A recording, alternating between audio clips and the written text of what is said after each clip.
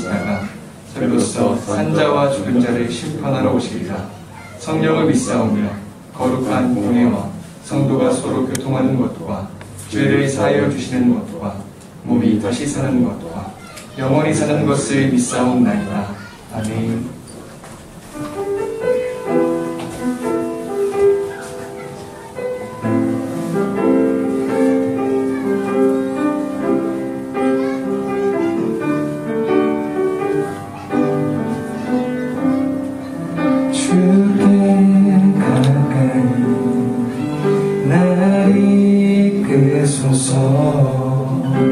간절히 주님만을 원합니다.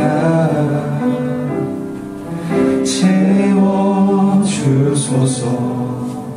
주의 사랑을 진정한 찬양 들을 수 있도록 주께 가까이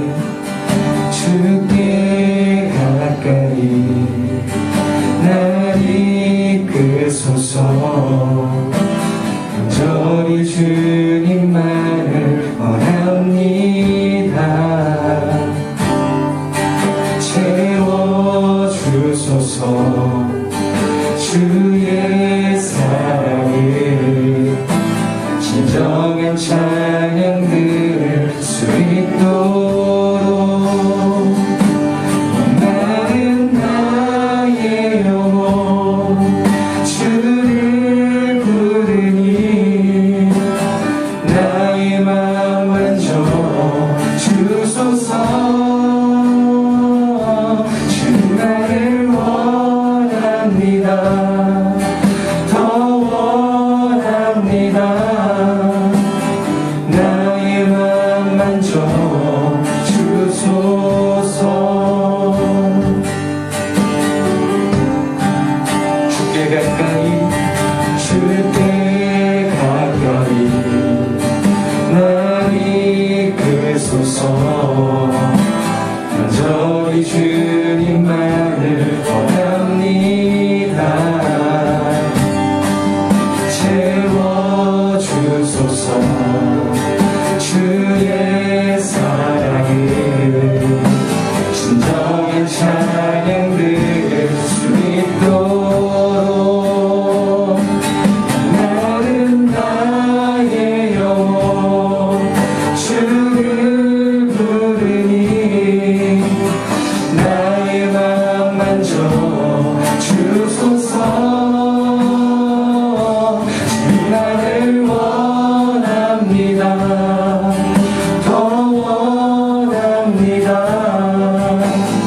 나의 맘 만져 주소서. 목마른 나의 영혼 나는 나의 영혼 주를 부르니 나의 맘 만져 주소서.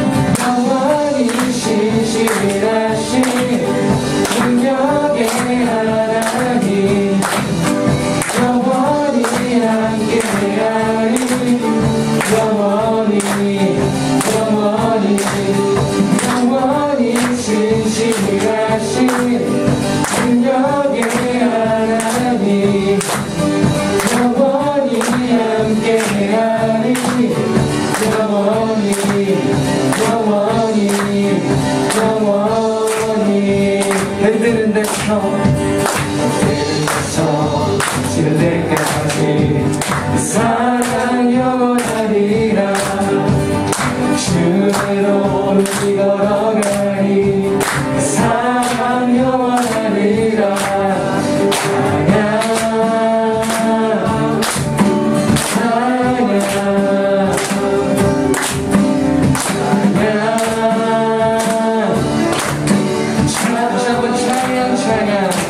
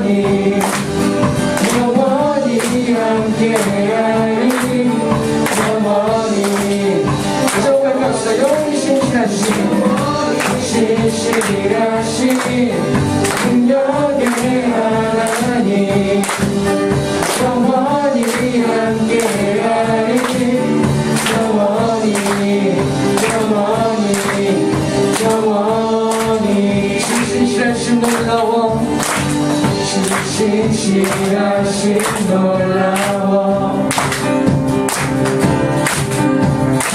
죄인의 마음은 드네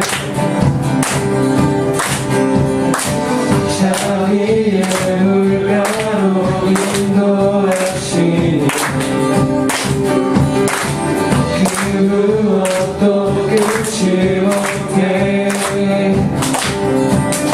주여 기억하소서 주에서 자녀를 진실한 주님께 약속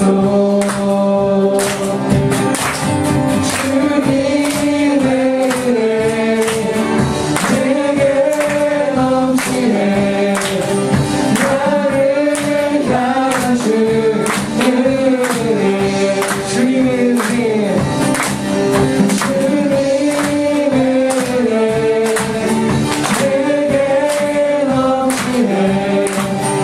나를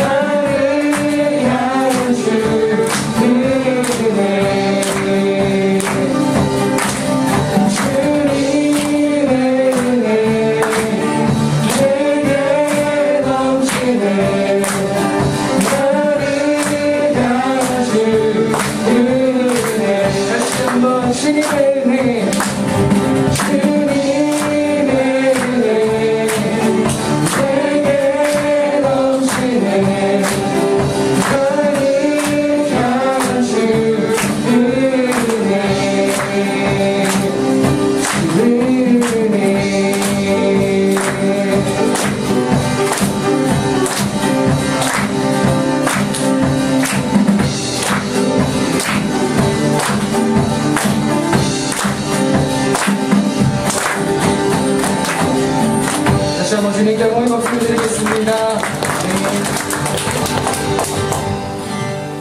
자리에 앉아서 찬양하겠습니다.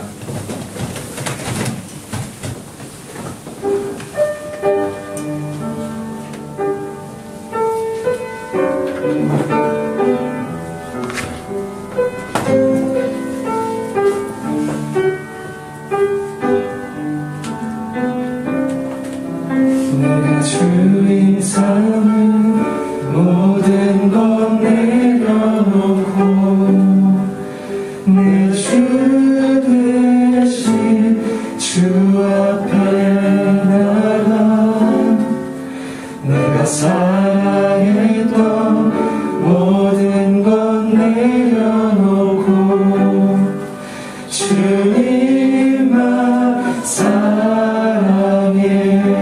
내가 주인 삼은 모든 것 내려놓고 내 주 대신 주 앞에 나가 내가 사랑했던 모든 것 내려놓고 주님만 사랑해. 주 사랑 거친 풍랑에도 깊은 바다처럼 나를 잠잠케 해. 주 사랑 내 영혼의 반석 그 사랑 위에 서리.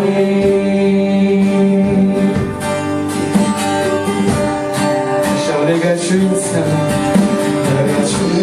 삼은 모든 것 내려놓고 내 주 대신 주 앞에 나가 내가 사랑했던 모든 것 내려놓고 주님만 사랑해. 주 사랑 거친 풍랑에도 깊은 바다처럼 나를 잠잠케 해. 주 사랑 내 영혼의 반석 그 사랑 위에 서리. 주 사랑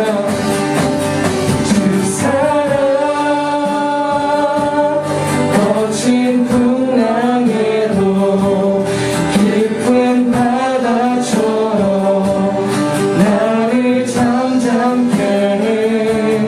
주 사랑 내 영혼의 반석 그 사랑 위에 서리. 그 사랑 위에 그 사랑 위에 서리. 그 사랑 위에 서리.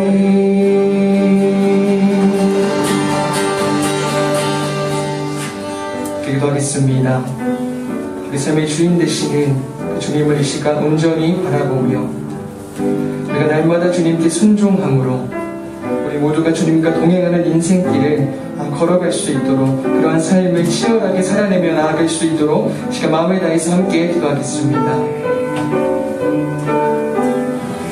저희 부르시고 감사합니다. 하나님, 저희를 정말 사랑하는 저희 마음을 다스려 주시고 함께 해주셔서 함께 가운데 저희 인생을 걸어갈 수 있는 시간이 되어주십시오.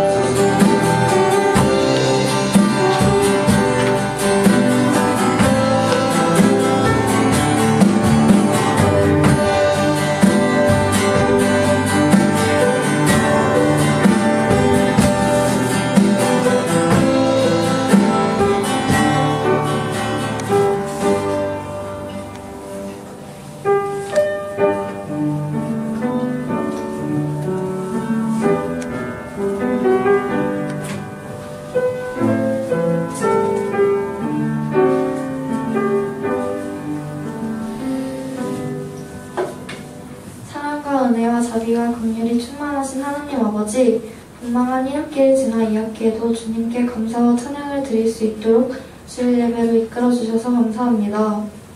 오늘 목사님을 통해 주시는 사도행전의 말씀을 깊이 새기고 세상 속에서 하나님의 자녀로서 주님의 말씀을 주변에 전하게 도와주세요.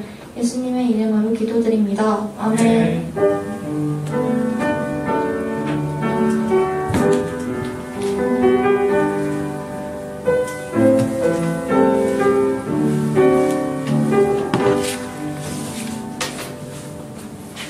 네, 반갑습니다, 여러분. 오늘 저희가 함께 보실 하나님의 말씀은 사도행전 2장 33절부터 36절까지입니다. 사도행전 2장 33절부터 36절까지의 말씀을 저희가 함께 보도록 하겠습니다.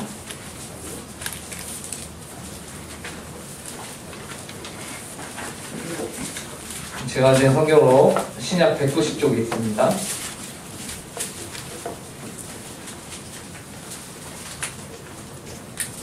자, 사도행전 2장 33절부터 36절.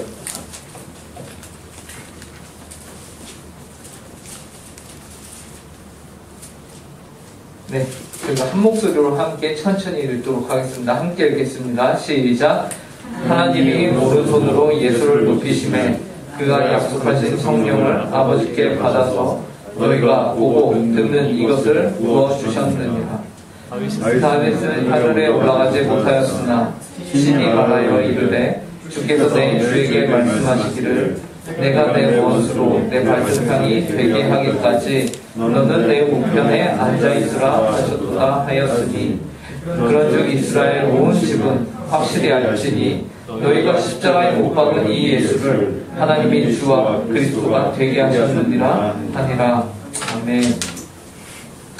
네, 부활하신 예수님은 하늘로 올라가셨습니다. 우리는 이 사실을 너무나도 잘 알고 있습니다. 그죠? 왜냐하면 사도행전을 시작하면서 1장부터 우리는 이 사실을 확인하였기 때문이에요. 사도행전은 십자가에서 예수님이 죽으시고 부활하신 예수님이 하늘로 올라가시면서 이제 성령을 받아 땅 끝까지 이르러 내 증인이 되어라 라는 말을 남기시고 이제 그 말씀으로 이제 시작을 하는 성경이 바로 사도행전입니다. 우리는 이 명령을 내리신 이후에 예수님께서 하늘로 올라가셨다. 예수님의 승천 장면을 이미 살펴보았습니다. 오늘은 이 예수님이 승천하신 것에 대한 의미를 조금 더 우리가 구체적으로 좀 보고자 합니다. 우선 우리가 함께 살펴보고자 하는 것은 그리스도께서 하늘로 올리신 것은 본인의 능력을 가지고서 올라가신 것이 아니다. 그러니까 슈퍼맨이나 아니면은 다른 슈퍼 히어로들과 같이 자기가 자력으로 붕 하고 해서 하늘로 올라간 거, 그것은 아니다라는 것이에요. 그러면 어떻게 하늘로 올라가신 것이냐? 오늘 우리가 읽은 본문 33절에 보면요, 예수님이 다른 이에 의해서 올려졌다라는 것을 볼 수 있습니다. 33절에서는 예수님을 하늘로 올리시니가 곧 성부 하나님이시다라고 말하고 있어요. 33절을 저희가 함께 읽어보도록 하겠습니다. 자, 귀찮더라도 한 번 더 저희가 찾아서 읽도록 하겠습니다. 사도행전 2장 33절입니다. 함께 한 목소리를 읽겠습니다. 하나님이 시작. 하나님이 오른손으로 예수를 높이심에 그가 약속하신 성령을 아버지께 받아서 너희가 보고 듣는 이것을 부어주셨느니라. 성경은 예수님의 승천이 바로 하나님 아버지에 의해서 이루어진 사실임을 말하고 있습니다. 그런데 본문에서는 하나님이 오른손으로 예수님을 높이심에 라고 말해요. 왜 하필 오른손으로 높이셨다라는 표현을 성경이 넣었을까? 그죠? 그냥 생각을 해보세요. 당시에는 종이도 비쌌습니다. 종이도 비쌌는데 그 종이에다가 글자를 하나라도 더 기록할 것이 아니라 쓸데없는 글들은 그냥 없애버리고 중요한 내용들만 탁탁탁 넣는 게 합리적이죠. 근데 성경에서는 하나님이 굳이 오른손으로 예수를 올리셨다라고 말하고 있는 거예요. 그냥 하나님이 예수를 높이심에 라고 해도 우리는 다 이해할 거예요. 근데 거기에 오른손으로 높이심에라면서 오른손이 굳이 들어가 있다라는 것이죠. 왜 그럴까요? 여러분, 성경에는요, 허투루 쓰여진 글씨가 한자도 없음을 기억하시기 바랍니다. 이 성경은요, 하나님이 그분의 감동으로 쓰여진 책이기 때문에 그 책에는요, 글자 하나하나가 모두 하나님의 의도와 하나님의 뜻을 담아서 기록한 책이 바로 성경입니다. 그러므로 우리는 여기에서도요, 분명하게 짚고 넘어가야 하는 것이 왜 오른손이라는 표현을 집어넣으셨는가? 라고 생각을 해야 하는 것이죠. 33절에서 하나님이 오른손으로 높이셨다는 것은요, 당시 왕의 오른쪽은 그 왕의 힘과 권위와 권세를 나타내는 표현입니다. 그러므로 예수님이 하늘로 올라가신 이 사건은요, 누가 승인하고 누가 권위를 가지고서 이룬 사건이냐? 하나님이 그분의 권위와 권세를 가지고서 예수님을 높이신 사건이 바로 예수님의 승천 사건이다 라는 것이에요. 그렇기 때문에 예수님이 하늘로 올려가셨다, 이 사실은요, 굉장한 신적 권위를 가진 사건이에요. 심지어 예수님이 하나님의 오른손으로 들리신 이후에요, 예수님이 계신 장소도요, 굉장한 의미를 갖습니다. 예수님이 하늘로 올려가신 이후에 어디에 계셨는지 아십니까? 35절을 한번 보도록 하겠습니다. 35절에 이렇게 말해요. 내가 내 원수로 내 발등상이 되게 하기까지 너는 내 우편에 앉아 있으라 하셨도다. 하나님께서는 예수님을 하늘로 올리신 이후에 그 예수님을 어디에 두시냐면요, 하나님 보좌 우편에 두십니다. 여기서도 오른편, 우편이 나오는 것이죠. 이는 정말로 장소적으로 예수님이 항상 하나님 오른쪽에, 그러니까 지금 유찬이 형 오른쪽에 누가 있습니까? 대환이가 있죠. 이렇게 장소적 의미를 가지고서 저렇게 항상 붙어있다라는 것을 의미하는 것은 아니에요. 그럼 무엇을 의미하는 것이냐? 여기서도 동일하게 우편이라는 것은 예수님이 하나님의 권세와 권능의 자리에 계시다라는 것을 의미하는 것입니다. 그러니까 지금도 예수님은 어디 계세요? 하나님의 권위와 권세를 가지고서 하늘나라에 계신 것이죠. 그래서 하나님의 우편이 뜻하는 것은 바로 하나님 자신의 권세와 힘이 누구에게 지금 주어져 있는 것이냐? 예수 그리스도에게 주어져 있다라는 것을 성경이 구체적으로 말하고 있는 것입니다. 여기서 우리가 이러한 사실들을 파악할 수 있어야 하는 것이죠. 그러므로 우리는 통상적으로 이제 지금 부활하신 예수님이 어디 계시냐라고 했을 때요, 이런 질문들을 받으면요, 우리가 전도를 하거나 할 때, 야, 예수님이 어디 있다고 이 쬐만한 놈이 예수님 있으면 보여달라고 해 할 때, 예수님은 제 마음에 있습니다. 물론 이렇게 말할 수도 있겠지만, 이렇게 더 원론적으로 우리가 성경 그대로 보면요, 예수님은 지금 어디 계세요? 하나님 보좌 우편에 계시다. 그 보좌 우편이라는 것은 하나님의 권세를 가지고서 지금 하늘나라에 계시다라는 것을 의미하는 것입니다. 그래서 예수님은 인성으로는 하나님 보좌 우편에 하늘나라에 계세요. 그런데 또한 다른 한편으로 예수님은요, 하나님이시죠. 그래서 예수님은 완전히 인간이기 때문에 공간적인 제약을 받으세요. 그래서 하나님 보좌 우편에 있는데 또 신성을 가지고 계신 분으로서 온 만물 가운데 현재에 계신다라고 우리가 예수님의 인성과 신성 두 가지를 통틀어서 생각을 할 수 있어야 하는 것입니다. 조금 어렵죠, 여러분들? 예, 이해하는 신성도 나오고 인성도 나오고, 예, 좀 어려울 수 있습니다.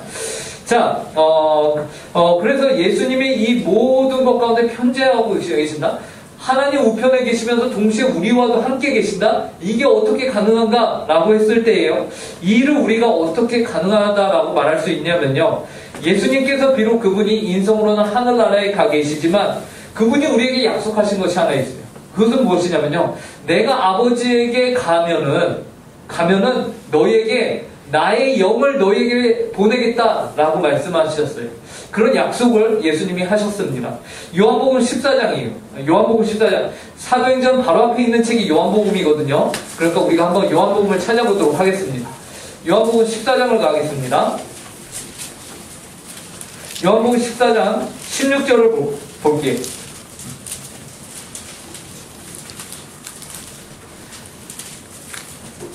요한복음 14장 16절에서요, 예수님이 그의 제자들에게 다음과 같이 말합니다. 14장 16절, 내가 아버지께 함께 읽어볼게요. 시작. 내가 아버지께 구하겠으니 그와 또 다른 보혜사를 너에게 주사 영원토록 너희와 함께 있게 하리니. 여기 보면은 예수님이요, 내가 뭐라고 합니까? 아버지께 구하겠으니 그가 또 다른 보혜사를 너에게 보내겠다라고 말씀하세요. 여기에서 보혜사라는 말은요, 어떤 뜻을 갖는 거냐면은 돕는 자를 말합니다. 돕는 자. 그래서 예수님이 뭐라고 하시냐면 내가 아버지께 구하여서 돕는 자를 너에게 보낼 것이야 라고 말해요. 그러면 그 보혜사가 누구냐? 26절을 볼게요. 14장 26절. 보혜사 함께 읽겠습니다. 시작. 보혜사 곧 아버지께서 내 이름으로 보내실 성령 그가 너에게 모든 것을 가르치고 내가 너에게 말한 모든 것을 생각나게 하리라. 여기 보니까 보혜사가 누구라고 나옵니까? 성령님이셨어요. 그러니까 예수님이 하나님 아버지께 성부 하나님께 간구해서 너희에게 보혜사를 보내달라고 할게. 근데 그 보혜사가 누구였냐? 성령이었습니다. 그래서 성부와 성자와 성령이 서로 합의를 이뤄서 예수 그리스도가 먼저 이 땅 가운데 오셨고 예수 그리스도가 이제 승천의 하늘로 올라가시면서 누구를 이 땅 가운데 보내셨냐? 성령을 이 땅 가운데 보내셨다라는 것이. 그래서 성령을 우리 가운데 보내셔서 우리로 하여금 이전에 예수님이 가르치고 예수님이 말씀하셨던 그 모든 것들이 우리에게 생각나게 하시고 우리 마음 가운데 예수님의 말씀이 진리로 우리 가운데 받아들여질 수 있도록 우리 가운데 역사하시는 일을 행하신다라는 것입니다. 네. 그래서 예수 사도행전 2장에서 성령이 어느 나라에 오게 되냐면은 우리가 보니까 사도행전 2장 요즘 우리가 설교를 계속 듣고 있는 이 사도행전 2장이 어느 날이냐? 오순절 날이거든요. 이제 기억나십니까? 오순절 날 성령이 임해갖고 다들 막 강원하고 하잖아요. 그래서 이것 봐라. 예수님이 말씀하신 대로 지금 성령을 우리에게 보내주신 것이 아니냐. 그러니 예수님이 결코 거짓말을 하신 것이 아니라 과거에 우리에게 하셨던 그 약속을 보혜사를 보내주겠다라고 하셨던 그 약속을 지금 이루셨다라고 말하는 것이 베드로의 설교입니다. 지금 우리가 보고 있는 사도행전 2장의 설교의 내용인 것이 이것을 우리에게 말씀하고 있는 것이죠. 그러므로 성령을 보내시겠다는 이 약속을 주님이 지키심으로써 주님이 어떠함이 드러났냐? 와, 예수님이 이제 성령으로 우리와 동행하시고 우리와 함께 하시는구나 라는 사실이 드러나게 된 것이에요. 그리고 이 일은요, 예수님께서요, 여러분, 하늘나라로 올라가셨기 때문에 가능한 것이죠. 만약 예수님이 하늘로 승천하지 않으셨다면 성령을 보내지 못하셨을 것입니다. 그죠? 왜냐하면 내가 아버지께로 가서 거기서 아버지께 간구하여 너에게 성령을 보내겠다라고 말씀하셨거든요. 그러니까 이 사실은 우리 가운데 성령님이 임하였다라는 사실은 이미 예수님이 어디 계시냐? 하나님께 가 계신다. 하나님의 보좌 우편에 가 계신다라는 것을 의미합니다. 자, 그러므로 이것은 예수님이 더 앞으로 가보면은 하늘나라로 갔다는 것은 그분이 이미 십자가에서 죽으셨는데 무엇을 했다는 것이 증명이 되는 것이죠? 부활을 하셨다는 것이 또 증명이 되는 것이에요. 자, 이 모든 것을 통해서 무엇이 증명이 되냐? 결국에는 예수님이 부활도 하셨고 하늘나라도 올라가시고 성령까지 보내셨다? 그럼 이분이 누구예요? 구약에서 말하고 있던 메시아가 확실하구나 라고 확신을 갖게 되는 것이죠. 구약에서 그렇게 기대해 오던 메시아가 바로 이 예수 그리스도가 맞았다라는 것이. 그래서요, 오늘 본문 34절과요 35절 다시 사도행전 2장으로 넘어오시면요, 사도행전 2장으로 넘어오시면요 34절과 35절에서요 베드로가 예수 그리스도께서 구약에 예언된 메시아이심을 다윗의 시편을 통해서 인용해가지고 말합니다. 이 구절을 저희가 함께 읽어보도록 하겠습니다. 사도행전 2장 34절 35절입니다. 다 준비되셨나요? 함께 읽겠습니다. 다윗은 시작. 다윗은 하늘에 올라가지 못하였으나 신이 말하여 이르되 주께서 내 주에게 말씀하시기를 내가 내 원수로 내 발등상이 되게 하기까지 너는 내 우편에 앉아 있으라 하셨도다 하였으니. 베드로는 다윗을 향하여서 뭐라고 말하냐면요, 하늘에 올라가지 못하였으나 라고 말하고 있어요. 그렇죠? 여기에서도 왜 굳이 성경이 다윗에 대해서 그냥 다윗이 말하기를 신이 말하여 이르기를 하면 되는데 다윗이 하늘에 올라가지 못하였으나를 집어넣었을까요? 왜 그랬을까요? 이것은요, 다윗이라는 사람이 이처럼 위대한 예언을 하였지만 이 사람은 분명히 뭐가 아니라는 것일까요? 예수 메시아는 아니다. 왜요? 예수는 하늘로 승천하신 자가 예수인데 다윗은 하늘로 가지 못하였으나 라고 말하고 있죠. 그러니까 다윗이 자신에 대해서 예언하고 있는 것이 아니라 또 다른 메시아를 향해서 외치고 있다라는 것이에요. 그래서 예수 그리스도와 다윗이 대조를 이루고 있는 것이에요. 비록 다윗이 훌륭한 사람이나 그는 인간이다. 그는 훌륭한 예언을 하고 있으나 예수 그리스도만큼 메시아는 아니다라는 것을 말하고 있는 것이에요. 그래서 그럼에도 불구하고 이제 다윗이 예언을 하죠. 하나님이 친히 그분의 오른손으로 높이신 분이 계시다. 그분이 누구냐? 메시아다. 그러나 다윗에 대해서는 하늘로 올라가지 못한 존재다 라고 말하고 있습니다. 하나님께서는 다윗을 통해서 놀라운 일을 예언케 하셨는데요. 과거 다윗이 지은 시편 110편 1절을 지금 베드로가 인용해서 쓰고 있는 것이 다윗이 이렇게 말하였습니다. 뭐라고 했냐면요. 주께서 내 주에게 말씀하시기를. 여기서 주가 나오고 내 주, 두 명의 주인이 등장을 해요. 그죠? 다윗에게 주님은 한 분이셨어요.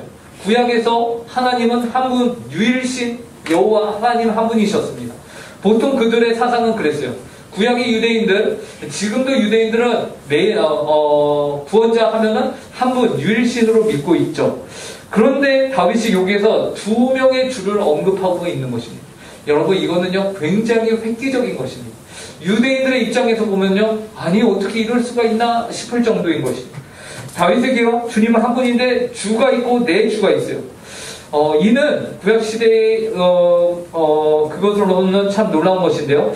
이렇게 다윗이 말할 수 있는 것은 그가 지금 성령의 충만함을 받았어요. 성부 하나님과 성자 하나님, 아직 구약에서는 온전히 드러나지 않은 삼위일체 하나님에 대한 그림을 흐릿하게나마 다윗이 지금 보여주고 계시를 내리고 있는 것입니다. 그래서 이 구절은 굉장히 중요한 구절입니다. 그래서 첫 번째 주가 내 주에게 말하기를. 그래서 그 말한 당사자 첫 번째 주는 누구냐? 성부 하나님입니다. 그러면 그 말을 들은 내 주는 누구냐? 성자 예수 그리스도입니다. 그래서 성부가 성자에게 말하기를 이렇게 해석이 되는 거예요. 어떤 말을 하셨습니까? 그러면 성부 하나님이 성자 예수님에게 내가 내 원수로 내 발등상이 되게 하기까지 너는 내 우편에 앉아있으라. 성부 하나님이 성자 하나님의 원수를 무엇까지 내리게 했다는 것이냐면 너의 발등상이 되기까지 너의 원수를 내가 짓누르겠다라고 말씀하시는 것이에요. 하나님이 이 일을 행하시겠다라는 것이에요. 왕의 우편, 즉 모든 권위와 권세를 받은 그 자리에 계신 예수를 위해서 내가 너의 대적자를 짓누르겠다. 이 짓누르는 것은 2000년 전에 예수 그리스도가 십자가에 못 박히셨다가 부활하심으로 무엇을 이기셨냐면 죽음이라는 것을 이기셨습니다. 근데 이 죽음은요, 누구의 가장 강한 무기냐면요, 사탄 마귀의 가장 강한 무기예요. 근데 그 사탄 마귀가 가장 강하게 자꾸 흔들고 있는 그 무기를 이제 무용지물로 만들어버린 것이 바로 부활입니다. 그리고요, 이제 이 일을 발등상 완전히 바닥까지 꽉 밟아버리는 것을 어떻게 행하시냐? 이제 예수 그리스도의 재림, 초림은 2000년 전에 십자가에 오심이고요. 이제 재림의 때에 모든 것을 심판하시고 하나님의 진정한 모든 권위를 가지고서 천군 천사와 함께 이 땅 가운데 다시 오시거든요. 그때 하나님이 예수 그리스도가 모든 영혼과 모든 사람들을 다 심판하시거든요. 천국으로 갈 자와 지옥으로 갈 자를 나누십니다. 그때 기준은 단 한 가지죠. 너가 진정으로 나를 믿느냐? 너가 진정으로 예수 그리스도를 구주로 고백하느냐? 모든 것을 심판하십니다. 그때가 바로 원수로 발등상이 되게 하는 그때다라는 것이죠. 그래서 그날은요, 지금 예수 그리스도가 죽으셨고, 부활하셨고, 승천하셨고, 성령을 보내신 그분이 약속하시고 예언하신 모든 것들이 이루어진 것처럼 그 마지막 날의 심판도 반드시 이루어지게 될 것이다 라는 것입니다. 그래서 예수님의 하나님의 보좌 우편에 계심으로써 그분이 이 모든 것들 가운데 참 권세자로서 메시아로서 계신다라는 것이죠. 그래서 그 재림의 때는 반드시 올 것입니다, 여러분. 그때를 우리는 기다려야 하는 것이죠. 자, 예수님이 이처럼 하나님의 보좌 우편에 지금 계시죠.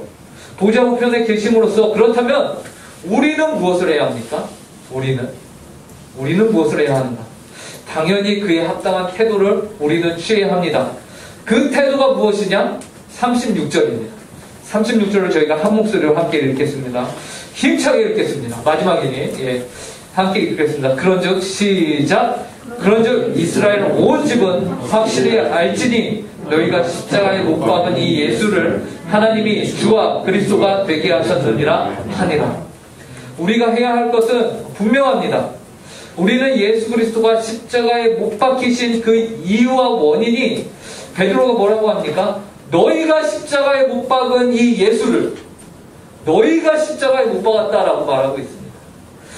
베드로는 온 이스라엘 온 집은 확실히 알아! 라면서 너희가 예수를 십자가에 못 박았다라고 말해요.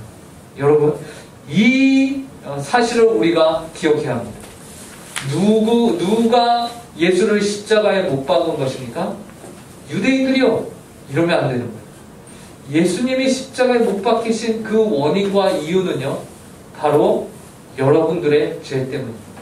바로 나의 죄 때문에 죄 없으신 예수님이 십자가에 못 박히셨다라는 것을 기억해야 하는 것입니다. 예수님이 누구 때문에 십자가에 못 박히셨냐?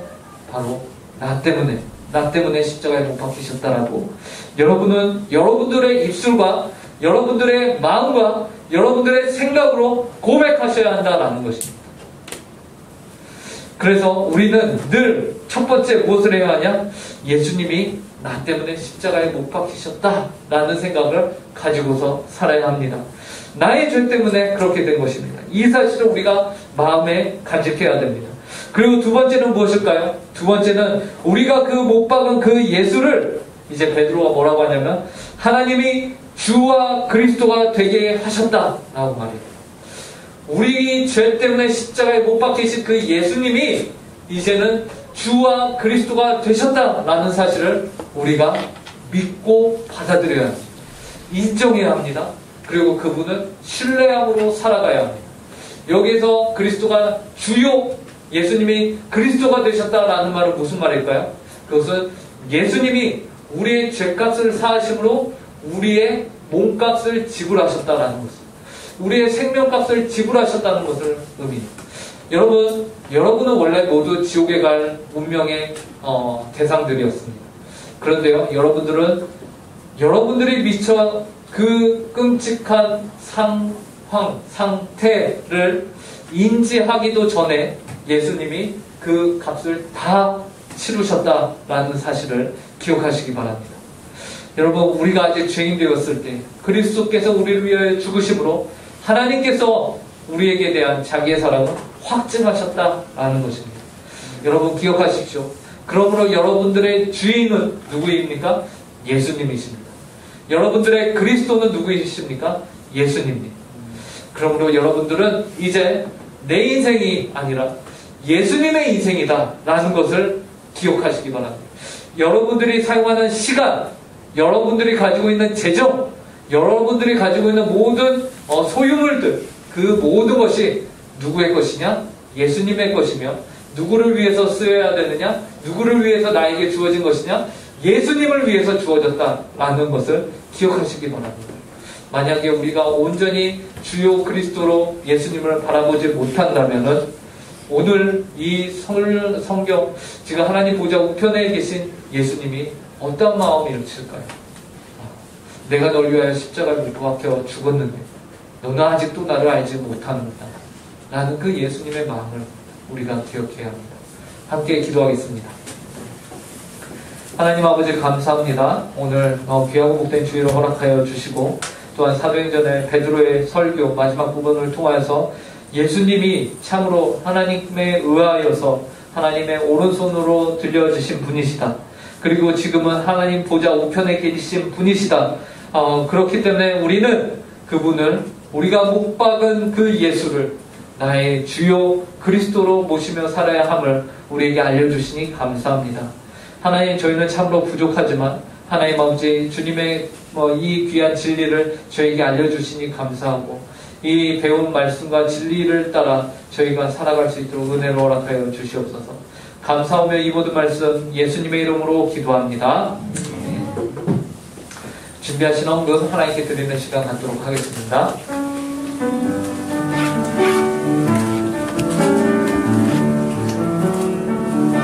주님께 드립니다. 주님께 드립니다.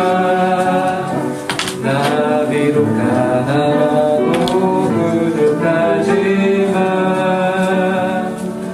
주님께 드립니다. 주님께 드립니다.